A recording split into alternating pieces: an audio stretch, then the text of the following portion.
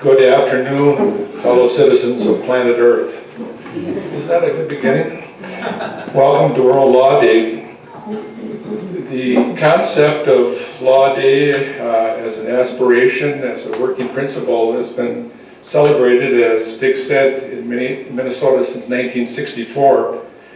Lynn Elling, who we've talked about, is one of the first persons that I met in this movement. And he's, my admiration for him and the Elling family is so strong. It is one reason that 50-some years later, I'm still actively involved. So my first acknowledgement would be to the Elling family. A second acknowledgement must go to my own family. You've heard of the concept of a peace site or a peace museum. My family lives in one. So every floor of our house, every room has got banners, has got brochures, has got different pieces of paper that are connected to the United Nations, the various United Nations projects that we've worked on in the last 5 decades. So that's an invocation of sorts to the Elling family, and a shout out to my own family. I have kind of a unique presentation, so I hope you don't get bored in the first couple of minutes and leave, but it's okay if you do. You can watch it on the videotape at some other time, but I'm going to start out by just going right back to my beginning. I began here in Minneapolis, Minnesota, December 13th, 1943. And I actually grew up a few blocks from here. So as the saying goes, I've gone far. Why? Not very far. So in 1943, we were in the midst of a terrible war, a world war. It's a horrendous war. And my family, and just about all the families that I have any knowledge of, were involved in some way or another. Just 2 blocks from here, or a little over a block, there was a big sprawling factory, Minneapolis Moline. My father was involved in making military vehicles there, the old-fashioned Jeeps. And they were also making munitions there. I had a very beautiful and petite aunt who was a welder in a defense plant. I had uncles that were far away in the Pacific, actually fighting. And I'm named after an uncle. That was my Uncle Jim, who was far away in the Pacific. We had people doing all different types of stuff. We had several members of our family working in defense plants. We had people like another beautiful aunt that was an entertainer for the USO. When our families got home at night, they might head over to a victory garden. There were thousands of victory gardens in Minnesota and Minneapolis at that time. So I can point out to a block here and a block there. There was a victory garden here. You go 1 block over there is the old fire station where you got your ration coupons. If you went around the corner, there was a movie theater, and at the movie theater, they held savings bonds or war bond drives. So when I was born to celebrate this blessed event, my parents bought a beautiful savings bond. Because everybody knew at that point in that great struggle that we all had to work together, we all had to make sacrifices. We came from a family that valued spiritual values. We prayed, we went to church and did things of that nature. So I have an interesting beginning, but like a lot of people, I came from the World War II. And I'm not going to try to tell you what World War II was all about. There was a lot of examples of personal sacrifice of people that had monumental struggles, tragedies, suffering. And one of the things what came out of the war, which no less than 55 million people lost their lives, was that there was a determination that we should never ever do this again. We should never have a war of this type or of this that would affect us in such a way. So all during those war years, there were people working right here in Minnesota to develop what they thought would be structures for peace, a way so we could avoid these types of things. We can resolve conflicts, we can solve international problems. And these were people that were unpaid, they were volunteers. And there were people that had their day jobs, or they had to take care of their families, they had many other responsibilities. They weren't part of think tanks, or they didn't sit in endowed chairs, or they didn't get fancy titles or grants or something, but that as part of their lives, they wanted to exercise it as building peace in their own community and building it in the world. So I want to name a couple of these people and a couple of the groups, but there was really three main groups of people. Now, when I say groups of people, that they didn't all have membership cards. A person can belong to one group, or two groups, or three groups, or they could belong to one group one year and another group the next year. But the groups, one of them was very famous in our history. It was started by a young immigrant woman from Romania. Her name was Fanny Grin. And during the 1930s and the 1940s, she campaigned. She was a mother, she was a homemaker, she did some work part-time in the school systems, but she was working with groups of women to try to establish a United Nations by the end of the war. Another group of people, and again the names are going to be different and represents or correlate a little bit with today's United Nations Association. The person who was the big spark plug for that was a guy by the name of York Langton. And he was in charge, he was in the wholesale hardware business. He was in charge of several score hardware stores throughout Minnesota and Wisconsin. And the third group, which sort of popped up at the end of the war, they somehow thought that one of the things that we're going to do at the end of the war is that we're going to establish a world government. And one of the people that was the head of that, or was actually a couple, Ron and Claire McLaughlin. Ron McLaughlin was an airline pilot for Northwest Airlines. During the war, he was a leader in the Air Force, and so these were some of the groups that were working for United Nations. And there was kind of a lost story, and again, it's kind of like going, Dick and I like to go through the old records and things.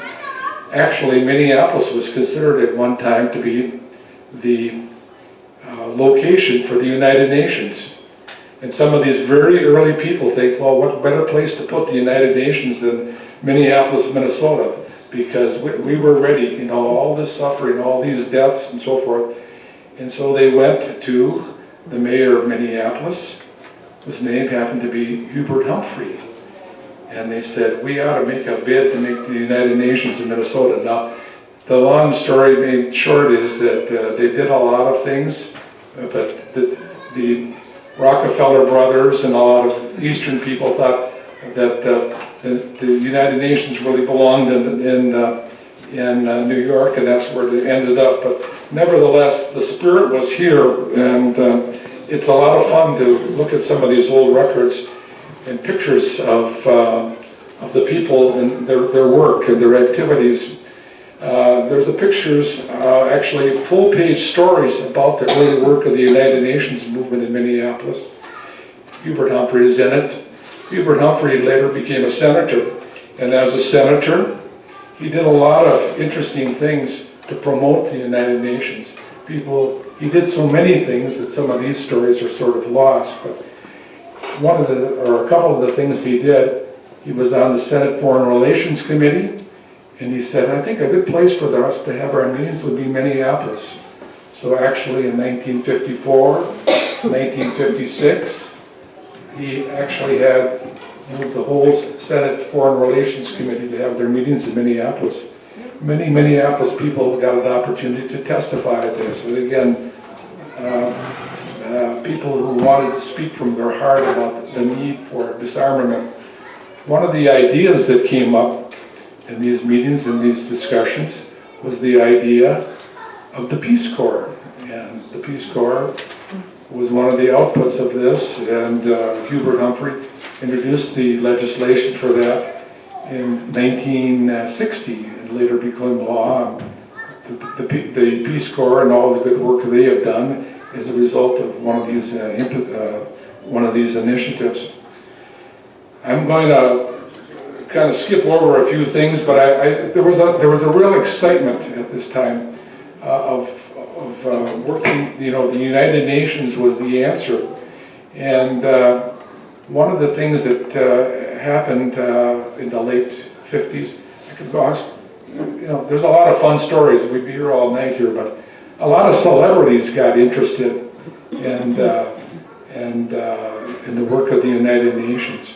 And again, ordinary people like Lynn Elling and York Langton, Fanny Bryn, and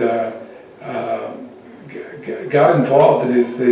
They tried to get Henry Fonda to come to Minneapolis, which he did. And he had a meeting, and he was at the top of his career, and he said, you know, this new idea of United Nations and world peace, and world federation, world law, these are the promising ideas of the future. And so we were off to a very fast start. And it's kind of an interest to me where we are today as to where we were, you know, the energy we had back in the 50s.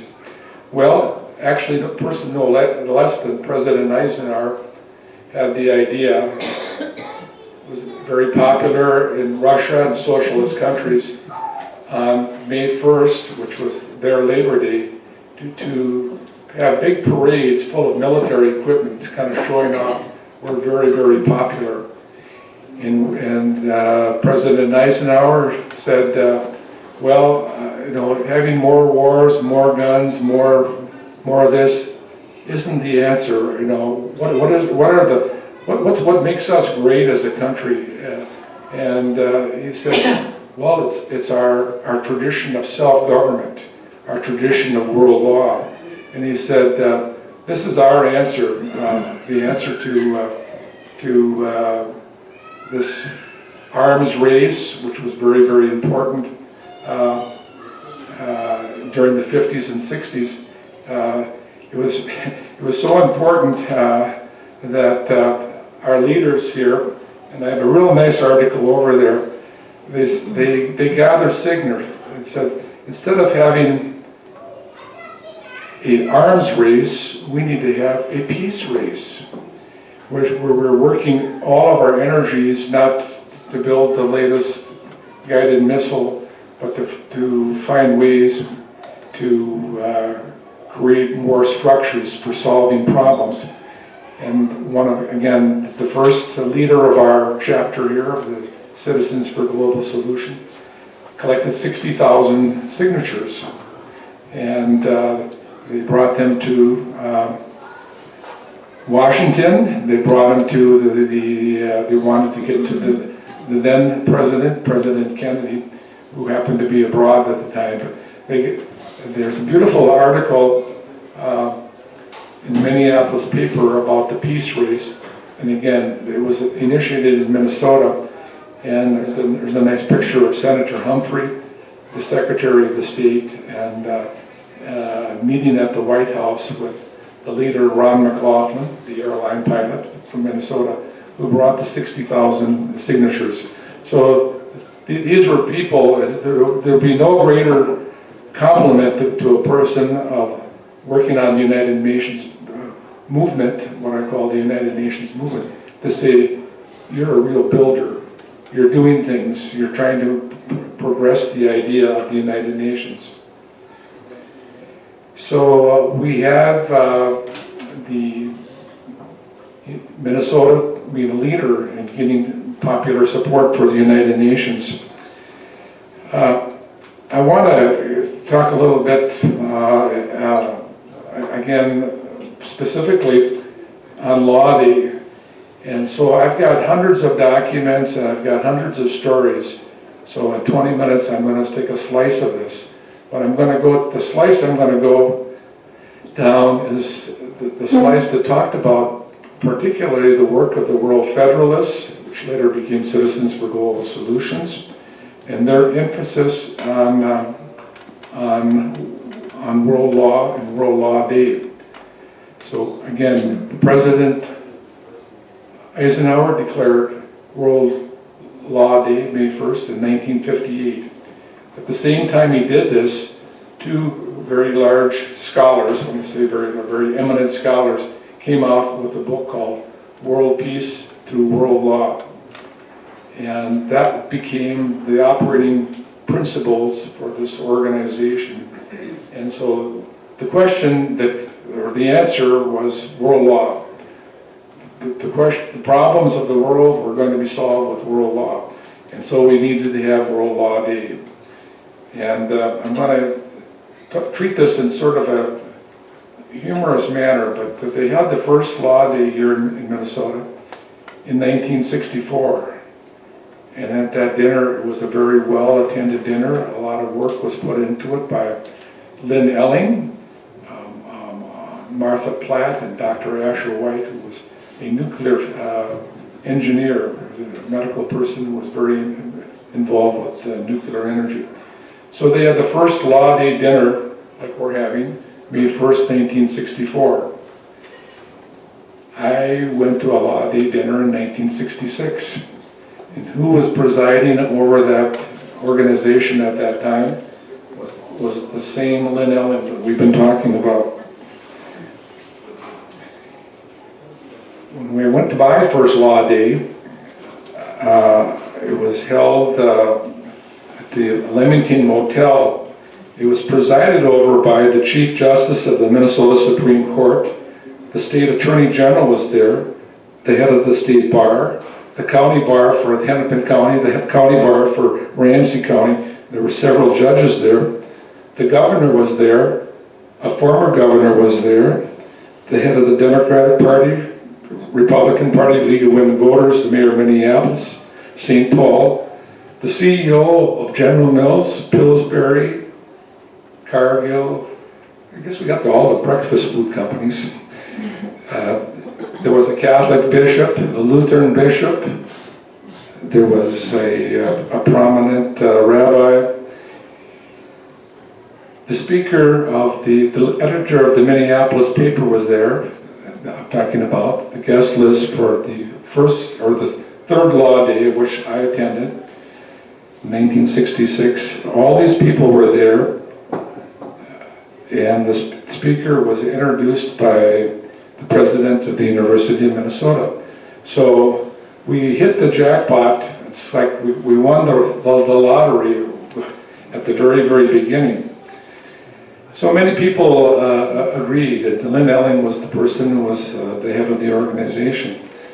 Many people agreed that world law was the answer. World law was something we should all understand more. We should all proclaim it in every way possible. 2 short years later, I have the picture up there, they took this first dinner and they said, let's make it a public event. And so they raised the United Nations flag at the City Hall of Minneapolis. And it was a large gathering. It was a very public event. And so the mayor of Minneapolis was there, Arthur Natlin, and 28 other mayors were there. And former Governor Elmer Anderson gave the address, and I just want to say one quote, raising the flag, proclaiming the world citizenship.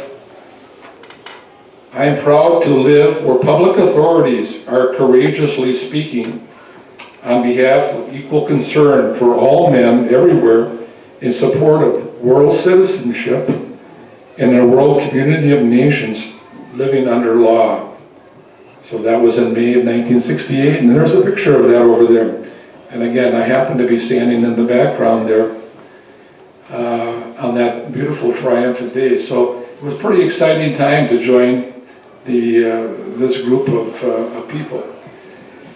It was widely noticed, and again, it was a stepping stone. It was for civic leaders to get involved, process of building, and it didn't, and just an accident that we got all those people there, and we got the wonderful publicity.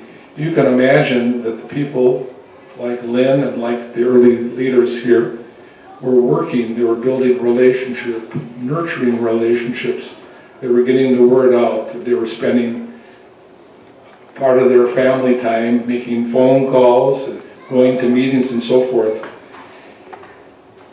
So I laugh at that because, again, these are what I call our bold beginnings. It was kind of like the glory days of people who are interested in the United Nations. I was joking with somebody as I came here today. Today we're at one of the lowest points we've been since the whole idea started. The current president doesn't have much time for the United Nations, and if you might be hard-pressed to talking around your table, who is the United States representative at the United Nations today? There isn't one. Well, there isn't one, and there's only one. We're getting around to appointing one. We're trying to find one, but it's no longer going to be a position held high in the cabinet. It's going to be possibly awarded to a person who was a major donor to President Trump's campaign, the current ambassador to Canada. So we're at a different world, and it was interesting, and again the fact that interest in the United Nations has somewhat declined. It doesn't mean it's a bad idea. It doesn't mean world law is defective. It's because our policies have gone every which way, but down a path that possibly could have saved a lot of people here. So we continued to promote this idea from the very beginning, the idea of world peace, world law, and we continued to have law day dinners, and we brought prominent speakers to the United States, or to Minneapolis, to talk about the problems of the world. And we brought in military people, admirals, generals. We brought in people that were highly positions in the United Nations. We talked about people with some celebrity, but over the years it seemed like the number of people who came was dwindling. Finally, by the time we had reached the year 1988, we said, well, maybe we shouldn't have dinners anymore. We should just have conferences. Dinners were too much. Actually, one of the last dinners we had was actually one of the best ones. A woman by the name of Elizabeth von Morgese came. She was an expert on oceans, but she also had a rather dynamic personality. She was an artist, she was a playwright, she was a skilled musician, and it sort of got us to thinking of just hammering away at principles of disarmament, and particularly talking about the possibility of nuclear war seemed to be more of a turn-off than turn people on. And so over time, some people started looking at other things. Now, one of the people who came to Minnesota was Robert Mueller. He was Undersecretary of the United Nations. And again, a lot of people thought, well, what is the United Nations for? It's to prevent wars. It's how the charter, wars between countries. And Robert Mueller says, well, there's a lot of other problems that affect the human family, and we ought to start looking at them. As an example, we ought to look at environment. You know, environment. as in nature and fresh air, fresh water, and those types of things. And to begin with, people thought, what's he talking about? As a matter of fact, he was teased for quite a while by saying, does he want the bird watchers to take over the United Nations and we could go out and look at nature? Well, he was actually pointing the United Nations movement and the United Nations into some new directions. Environment became one of the important directions, and that became an important focus for the work of the United Nations. It was also interesting that the United Nations movement matured during these years. When I say that, it wasn't just a couple of large groups with members that were talking about what's going on in New York. There were other organizations, some of them right here in Minnesota, that were talking about functional problems, problems of population, problems of hunger, problems of migration or immigration, problems of the various aspects of the environment. And so actually small functional groups grew up. I want to start with a simple example. One of the groups was going to deal with hunger. Actually, a member of this group, a couple, Hank and Dottie Garwick, went out and gathered engineers from some of the local companies like General Mills and Honeywell and so forth. And they devised some better tools that could be used in developing countries so that the harvest was not lost. And they were very successful. They were very successful, and they still very much work today, solving not solving the problems whether we should have a war or peace, but solving the problems of hunger as they see it in the world. Other organizations were focused on other functional problems.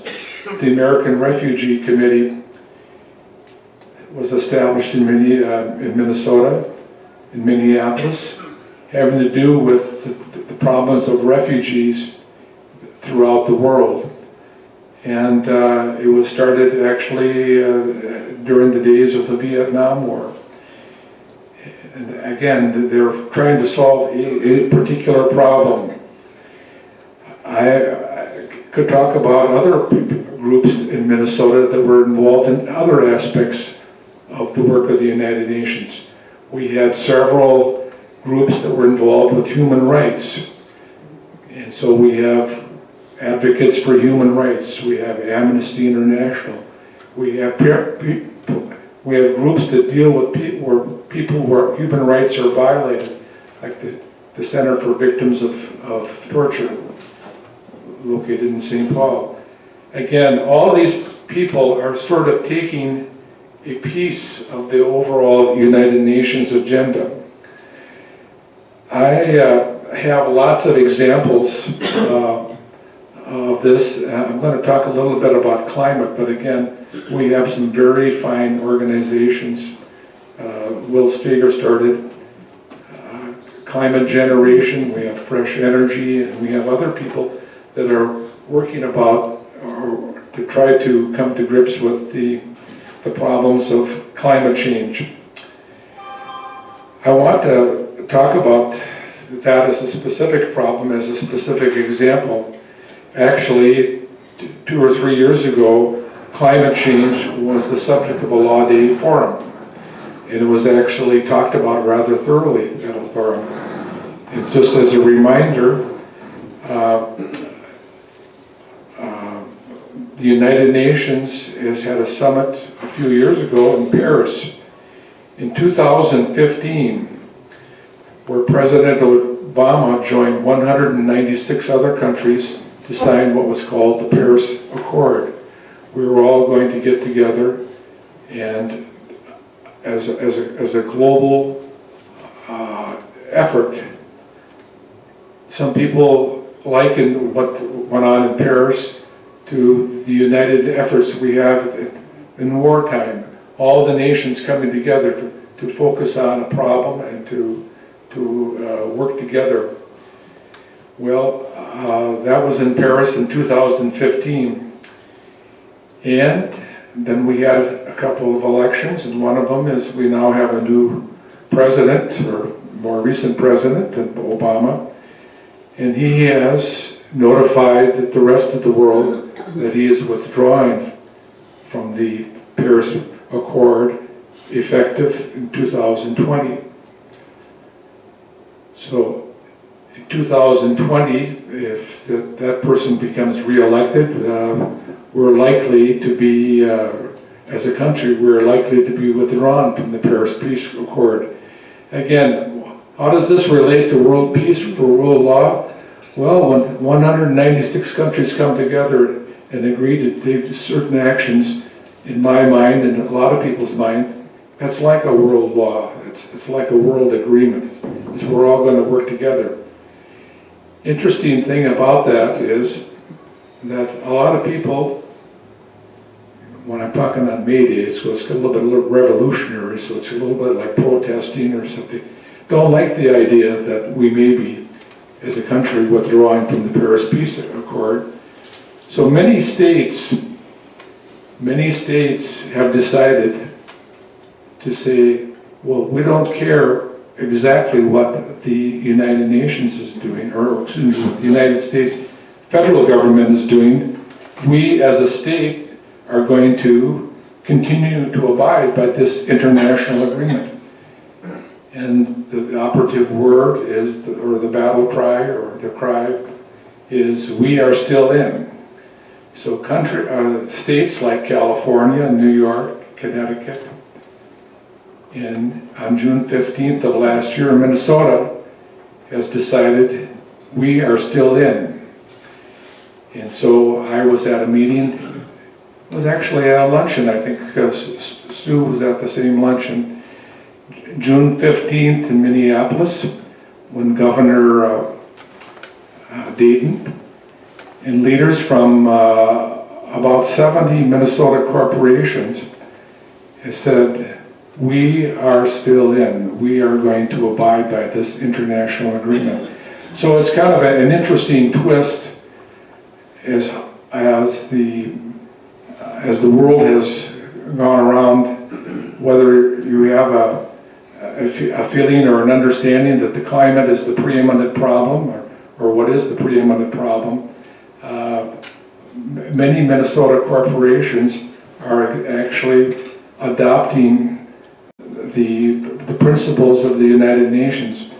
I'm going to turn my page here.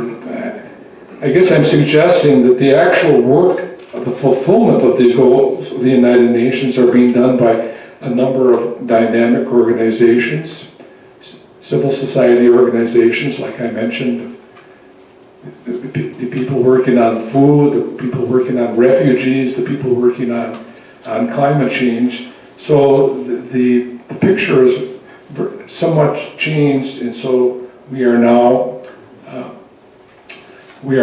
functionally following the guidelines of the United Nations. It's interesting. I mentioned so many corporations that were at that first World Law Day dinner. It was interesting to have lunch with some of the same corporations that sat around the table.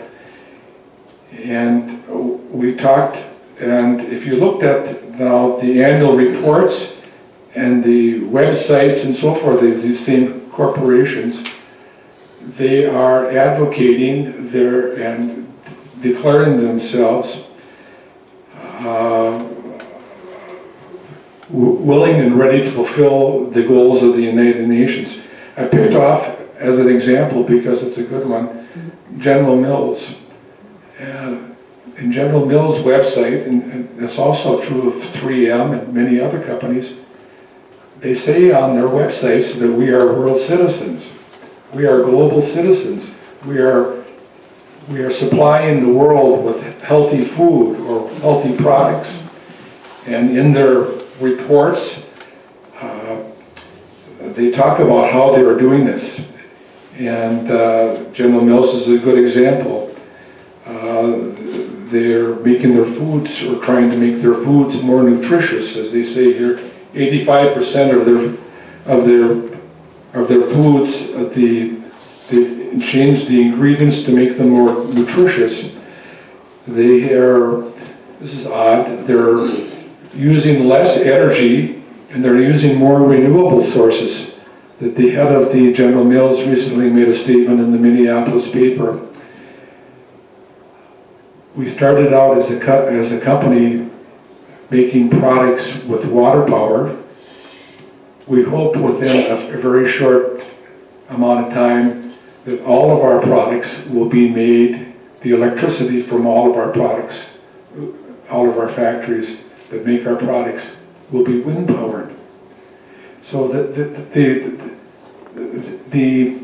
focus is changing, and so I'm trying to paint a picture where a lot of companies, a lot of individuals, a lot of civics, society organizations are paying attention to the work of the United Nations. It is interesting, as I have been involved with this for 50 years, things have changed. I did not go to the first Law Day dinner, but I dug through the results and the documents and so forth of the first Law Day. And the speaker was Brigadier General Rothschild. And his speech was of the nature that he was an expert. His expertise was on biological warfare. And he predicted that in a very few years that all the small countries in groups would have access to biological war materials, and that we needed world government to prevent this. Well, much later in his life, the General Rothschild, who spoke at the first Law Day dinner, said, "I guess I was wrong. That's not the biggest problem." There were other problems, and so I'm interested as I follow this trend, and again, there's good. So some of us could be discouraged by what's going on in the world, and saying, well, the president hasn't appointed an ambassador, or there's only how many people here at the Law Day dinner? 40 or 50 or whatever it is. It's a far cry. When I went to the 1974 Law Day dinner, there was 800 people, and it was rather exciting. But it's rather exciting for me to go around and talk to the individual in groups that are making a difference in the world. I want to not talk all night, but I had another example of a Minneapolis group.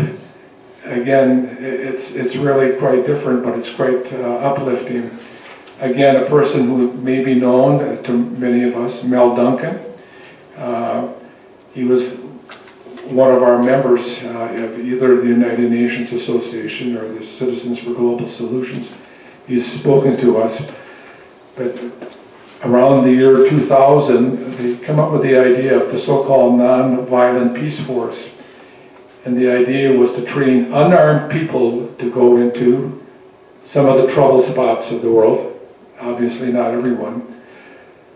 They have several hundred people now that the idea is matured, and they have several hundred people working in Sudan, they're working in Myanmar, they're working in the Philippines, they're working in different parts of Asia and Africa, trying to prevent wars before they start. So again, it's an interesting and it's a very healthy development. So again, even though as I get older and I see things change, and I say, geez, I wish it was the good old Law Day dinners with lots of people, and we could all say a few slogans. But I'm very encouraged now that there are so many groups and individuals, and our consciousness is moving towards these. One of the things I put up on the board was last Sunday's paper. It says the Minneapolis paper is running a series called Combating Climate Change. So there's an awareness that, hey, there's an issue out there, and that is an issue that affects the whole world, but it's also a issue that affects each individual. Or each of us can play some small part of it, whether it's recycling or a community garden and many activities. It would be fun for me to have you over to my house for dinner sometime. I'd have to check with my wife, of course. And I could tell you all the very fun things we do as a family.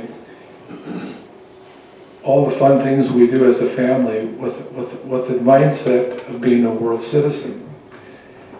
And we work in our community garden. It's here in South Minneapolis, as you say. I haven't gone very far in life. We garden over at the Dowling Community Garden. We work with young people. We show people how to bees pollinate vegetables and other aspects of nature. And so, again, I'm still very much feel enthused about what we do. I still carry with me, Lynn and Donna Elling are not with us, but certainly their spirit and some of the fun things we did together, some of the great achievements we did together by working together. So I haven't put this into a very eloquent finish for my talk here, but I look back at the days of World War II, which I began with, the year that I was born. So many people have the idea that when we have big problems, we consult our spiritual side, we consult our common sense, we learn to work together. And I think it's a good time to be enthusiastic again, and it's a good time to redouble our efforts. It's a good time to rededicate ourselves. So I want to thank this audience, and I want to thank the Elling family for inviting me to speak. I want you in the coming weeks and months to become interested in the United Nations story, and we're working with the History Center and other people to kind of bring it to the forefront. Thank you.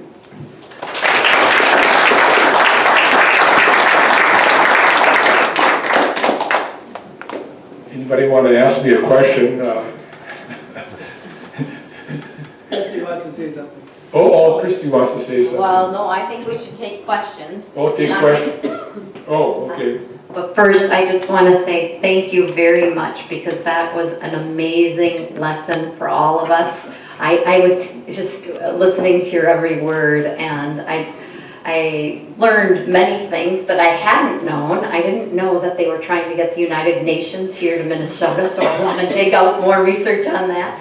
And I guess I just want to thank you very much for being an amazing teacher and for trying to hold and to bring together the archive of a lot of these stories, because I look out there and I see so many, Martha, I mean, so many of you are the teachers in our communities and have helped, at least worked with me, with a lot of international leaders who've come here. And Dick Bernard, he went out and started interviewing with our two fellows from Pakistan, about stories. So I think that hopefully this archive and our continued efforts around the 75th anniversary will help bring us together on more of these storytelling evenings so that we cannot forget our past, which can hopefully inspire our future. So I think you've done that always for me, and thank you very much.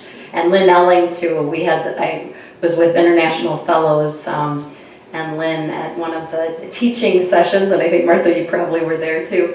And you know, he kept saying, yes, peace sites, and he kept us going. And I think revved up that hope, the belief that we can make a difference, we can see change. And I think it is for the generations to come. So thank you very much. And I think let's have another huge round of applause for that.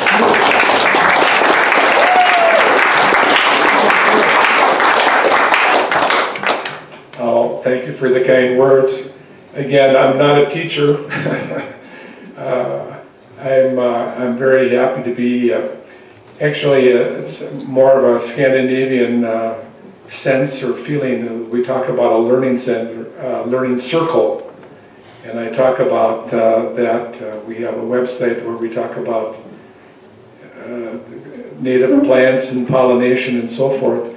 We talk about it in terms of a learning circle. So we get into a circle and we share. So it's both listening and offering what you have. And again, all of us have life experiences that can be very worthwhile. I'm very deeply impressed as I go through the old records and look at the people. Again, ordinary people doing extraordinary things. And often they would ask, as our founders, Ron and Claire McLaughlin, or the Ellians, or York, or whomever, and they said, geez, you're pretty excited about this UN stuff, you're almost religious about it. What's going on? And the answer always seemed to come back from the people. Well, with all the problems and the crises and the possibilities of war, can you not think of a better thing to get excited about or to work for? You know, I mean, this is where it's at, and I'm happy to be. I'm happy to be a part of it, and I was almost from the first day. I said this before, and I'll give you another little anecdote from the Nelson story. But I first joined at the height of the Vietnam War. I'm a veteran myself. I didn't go to Vietnam. I was not in Vietnam, but I know how it affected many people. And there was a lot of problems in the 60s. And I was really happy when I came and I was welcomed into these groups, the UN Association, York Langton, Lynn, many other people. I can name as many women as I can men. That we were working on solutions. Stu had hit it on the head. You know, we're all of the above. We're working on human rights. We're working on many things. Some of you who know our family quite personally know that I had a younger brother, now deceased, who was in Vietnam. He was badly injured in Vietnam. He was disabled. He came home. His family cared for him for 35 years. And so many visits to the Veterans Hospital, 14 hospitalizations. And he suffered greatly. He was the smartest person. He was the smartest one of our family. He was never able to reach anywhere near his potential because of war. He died about a few years ago, but that was part of our everyday experience. Every time we planned Christmas or Thanksgiving is if he was going to be well enough to join us, or to what extent he could participate in it. So it's a big deal, war, and immigration problems are big. You name it. Human rights are always an issue that we can look at. And the nice thing, it's funny, it's kind of like, maybe because I'm a little bit sensitive to this, I see it more, but I opened my computer this morning and there's an email and it says, well, we're starting to take, and the headline is, learn to be a global citizen. Enroll now in the summer program on climate change. And again, it's addressing us as global citizens. Learn that aspect of global citizenship, and it's fun to be a part of it. I still have the enthusiasm for it. The guy in the back, yeah. I've had a tendency over the years to become discouraged. Mm-hmm. In fact, a few weeks ago, I had occasion to go to an evening meeting of a very successful project after having a sort of a bummer of a experience the previous couple of days. And I said I was sort of despaired, and I think I sort of caught the people in the room back. There were maybe a couple hundred there.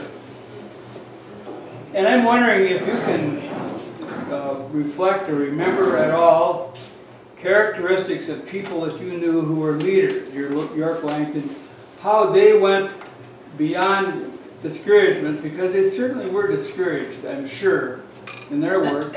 How did they go from that plateau and keep themselves looking optimistically towards the future? Do you have any insights? Well, sometimes you can find insights in literature, and I'll give you one example that became very powerful to me. I had just put my big toe into this United Nations stuff, and we had a United Nations Association office, and I went down and I got the book. The book is a book written by Robert Mueller, who was the undersecretary that I just talked about, who started the first environmental programs at the United Nations. And the title of the book was a book of his early life and his experiences during World War II.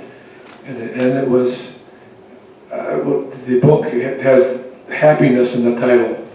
He says, my parents taught me happiness, and I continued to practice that all my life. Now, he had some harrowing experiences during World War II, and he decided that, again, that there could be no better thing to do, to put your energies into, is to put a United Nations, to strengthen and improve the United Nations so that it could deal with some of these problems. So sometimes we can find things in literature that are very helpful. I think it's fun for me to go around and talk to some of the people that are working, and the people and the individual groups. A very good one was our member Hank Garwick, who made 20 trips abroad, and where he went abroad, he saw people starving or people wasting all their time on some extremely laborious process to survive. And he says, "What? I'm an engineer. I can make a little machine that would help you shell your peanuts, or I could make a solar dryer so that you could dry your things so it wouldn't spoil." And so there's a lot of stories out there, and so it becomes a question of wanting to be useful and looking for those places to contribute. So I don't have a good answer. No, that's an excellent answer. Yeah.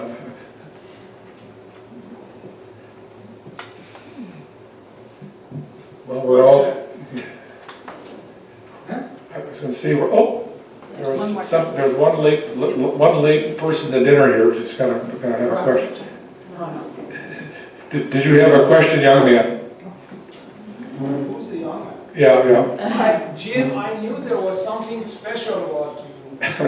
That's why 4 years ago I asked you to come out of your retirement and get back on the board of the United Nations Association here in Minnesota. So I'm glad I did that, because now you're proving your specialty. My question is, the way you explained how the United Nations movement grew after World War II, because of disgust for war and atrocities of war and all the destruction. Same thing happened after World War I with League of Nations.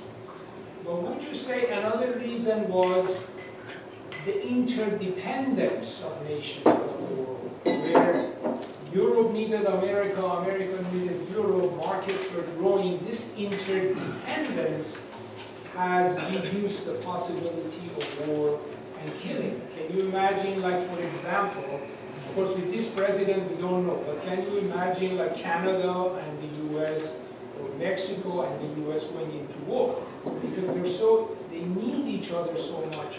So does this isolationism that's happening, does that concern you?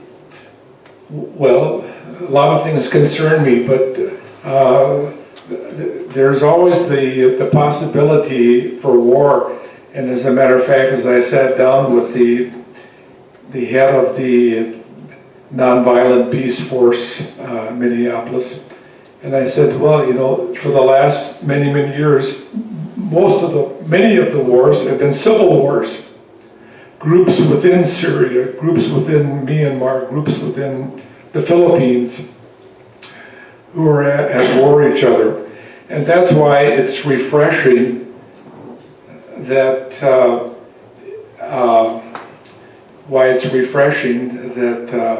that are groups like the Nonviolent Peace Force that are sending in mediators and or trying to send in mediators and to avoid wars. And again, the nature of news and so forth, you wouldn't create a war monument for a war that never happened. But it's a good idea that wars don't happen. You know, that somehow we find ways to reconcile or to find ways to work together. So again, they're almost going to the core of some problems of trying to avoid wars rather than how to fight them. And again, it's been observed many times the amounts of money that are spent on defense. And again, some level of defense is absolutely essential. But having races, having the most armaments, having the most this or that, it just steals the money from other human needs and priorities. And so, again, there's no simple answers to any of these particular. We always talk about and think about. And again, I'm happy. Again, one of the bright ideas of Lynn and company was peace sites, and the idea of getting to the young people. And there was a lot of really good ideas. You know, if we talked about everything, we'd be here all night, but there was a lot of good ideas in the peace site program. There's a lot of good ideas about suggesting to the young people that they adopt or learn more about their own peace heroes. And if you're Jim Nelson or the likes of Jim Nelson, it's good to remind ourselves of our history. And I'm very sincere about this, that if we understand our history, you know, there's a reason why we call the people from the 1940s, or many people call the people of the 1940s our greatest generation. there are people who kind of got it, they said, we understand there are huge problems in the world, and they went to work on them, they worked together on them, and that's the clue. There's full of, newspapers are full of bad, if you want bad news, the newspaper is full of it, but there's also some good stuff that's going on out there, and but working with young people, and I say this, and my daughter's here, so I'm going to embarrass her a little bit, but job one of a parent is to be a good model for the next generation. Certainly my grandparents were, my parents were, and so that's something I should try to live up to. So look for the youth. Okay, Stuart wants to ask a question. No, I want to say something. Say something, okay. So, I've been a little too busy to really articulate this, but in a way that's written. But it seems to me, on the theory of what Jim's saying, that we spend way too much on military. And it also seems to me that within this world, there are enough people who really realize this. And so I've been thinking about starting a movement or finding a movement that's already doing this, that would say, okay, let's United States, but also people in the world adopt a program that we demand a 50% reduction in defense spending in all countries of the world, 5% a year for 10 years. So that it could be measured, and that we as people demonstrate and show our support for it, and just change the conversation. Because I see no future the way this is going. Now, maybe it's temporary because of the Trump phenomenon, but everybody's gearing up again, and our weapons are more dangerous than ever. And so, how is this supposed to work? Do you feel like this is a good idea? It's a good idea. It's been articulated before, and I'm now to the point I'm just having fun up here now. But it's interesting. But one of the things, I'll go back to something I learned from one of our earliest members, matter of fact, the founder, Claire Ron McLaughlin. They went to a meeting at McAllister, or Hamlin University, and there was a professor up there who was saying, we need less money going into armaments. We need this, and when the person got all done speaking, Claire McLaughlin, and she's a quote in your pamphlets. Claire McLaughlin got up and said, "Do you believe in all those things you just said?" And the professor said, "Well, of course I do. I just, I'm up here. I got the microphone." And he said, "Well, are you a member of our group? Because that's exactly what we're working for." So again, it's never been particularly easy or fun to become members of groups. I've maintained my membership in these two groups almost from the very beginning, for over decades. And every year I'm not active or less active, but I felt, I want to be on the right side of history. And so that's why it's very important to be a member of a group and to occasionally find some way to act on your values. As a matter of fact, I'm writing a report about what are the UN people, the UN movement people. Well, they're people who are, occasionally they articulate their values. This is what I believe. I mean, I saw my brother suffer for 35 years and then die. You mean I'm not working for peace? I need to be working for peace. And so it's people who say, I've got values, but I'm also going to act on my values. And I don't, every group, I don't agree with everything that's said or discussed, or people within the group have differing opinions on different things.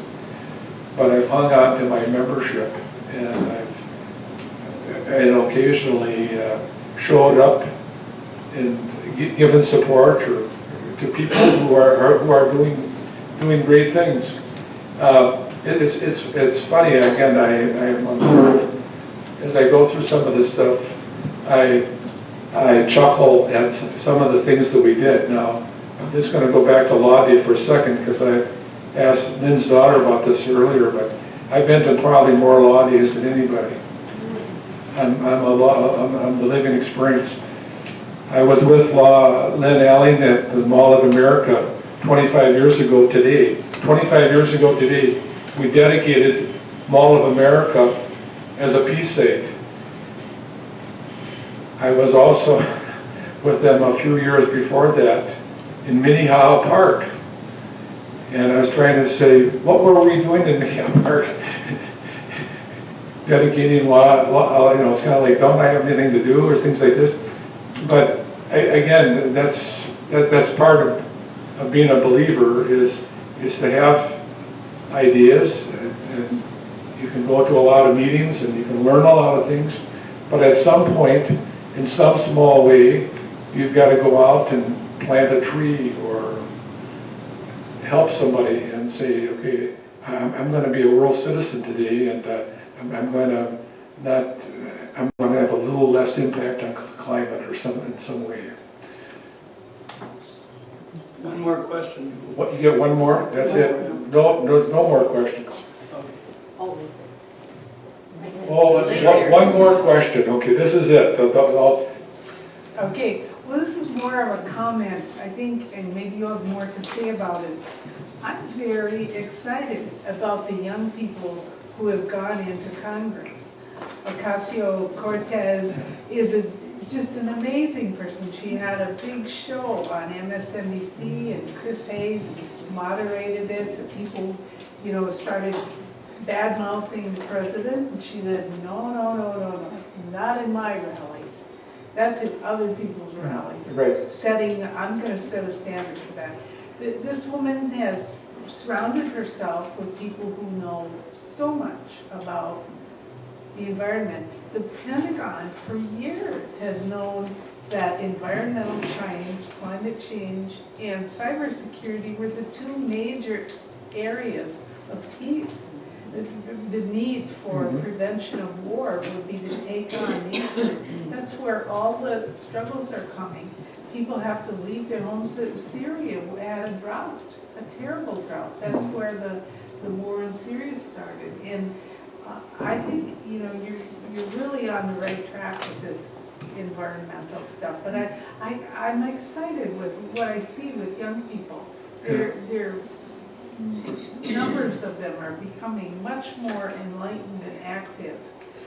Yeah, I share your admiration for some of the work of young people, and she's taken a page out of my book, and to the extent that she's talking to her initiative, the Green New Deal, saying, hey, we had a New Deal before, and history, as I use the term, the future of history, we did a lot of, during the terrible economic problems of the 1930s, we learned things.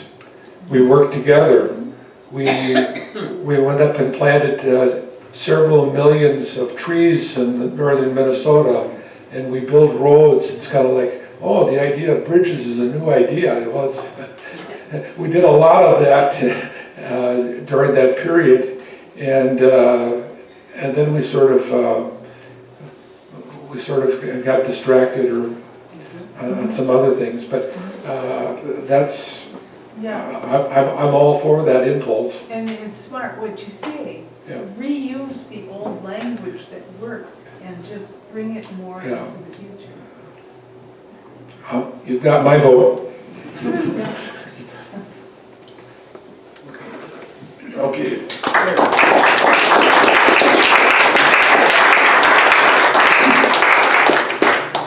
Thank you all for coming.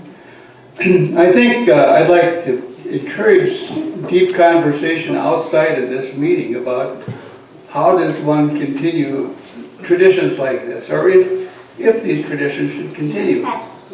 The Law Day dinner, for instance. I think we're all actors in this drama, and we have no choice but to be involved. We really have to be involved. We can't say it's Obama's fault or whoever. We just have to be involved. So thanks again for coming. I really appreciate your attendance, and I hope you enjoyed the evening.